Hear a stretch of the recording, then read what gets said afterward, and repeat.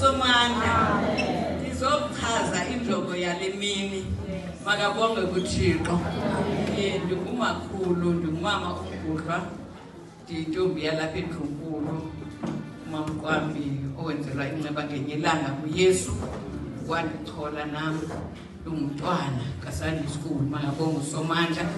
Wandichola, wandihlamba ngegazi lakhe uYesu, wandigcina, wandibamba ngesandla sakhe esithenqi. Amen. Ndakhula ndiselawulweni lakhe endibiyele ngesandla ngegazi lakhe uYesu Kristu.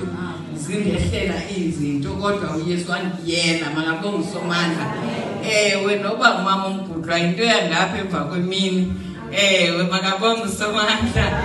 Kunjalo ke sendiqonda uba hayi yini Thixo wami uwela nami kweli cala laseNtombiland. Inkosi yamsikelele.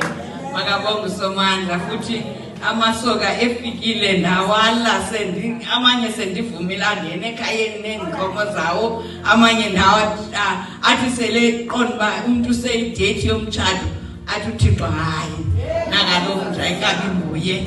Makabonge usomandla.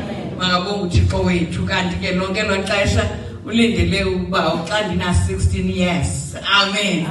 Wathi ke ngoku xa sendipenshele ndina 16 years. Amen. Wathi hayi ke ntombi ungake ubonise ke ngoku intombi uba intombi iphuma kanjani ekhayeni. Makabonge usomandla. Yaba imigudu ke yayinzima kakhulu ke nangoko. Ndithi hayi bo Thixo ndimphikise usomandla. Hayi Thixo kaloku never. Yini Nkosi yami uthetha uba nyani. Hayi Thixo asithulela sithele icwaka. Ndisike ndityiwe ngumvandedwa ndigule ndibe nenhliziyo ndiye kogqirha benhliziyo. Makabonge usomandla. Iyona nto endize kuyapha ke ndizochazela abantu abalapha uba namhlanje yimini enkulu, imini eyenzekayo ngexesha uYesu ayisekhona emhlabeni, abantu besizisa abantwana kuye. Makabonge usomandla. Basiyambona uMarko 10:14 kuthiwa babezisa kuye abantwana, abantu uba abasikelele, ababeka izandla, abakhona ke abantu babebalela.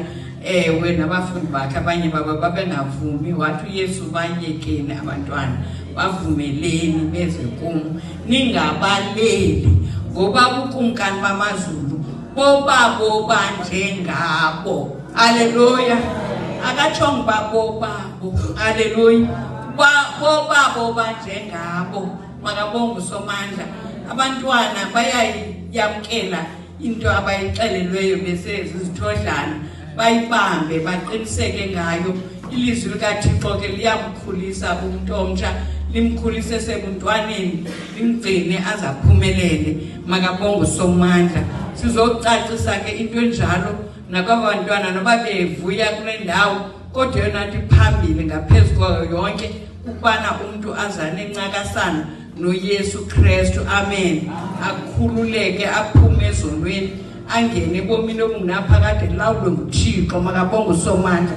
Sizeke uzokubethelela loo nto inkosi yoxolo isikelele ukuthi enyanisweni ubomi ngaphandle kukaYesu bungamampunge. Makabonge usomandla. Inkosi yoxolo ke inisikelele. Ndiye ndacelwa ukuba zesesikeke singabi sayipholisa amaseko. Amen. Siqhagamshele nokuthi aba bantu aba size ngabo apha beve kakuhle ncakasana ukuthi enyanisweni umntwana uyakhula ngelizwi likaThixo aze aphumelele. Amen. Wathi bese nisazisa ke ukuthi ukhona umuntu uThixo amchongileyo namhlanje. Makabonge usomandla. Ekufanele uba phambi kuba benze zonke ezinye activities zabo aba bantu bangu-Sunday school abazawusi-entertaina ngazo, siqale kuqala baphulaphula ilizwi likaThixo, bathi beze kuba beve ukuba yabantwana nje kuphela.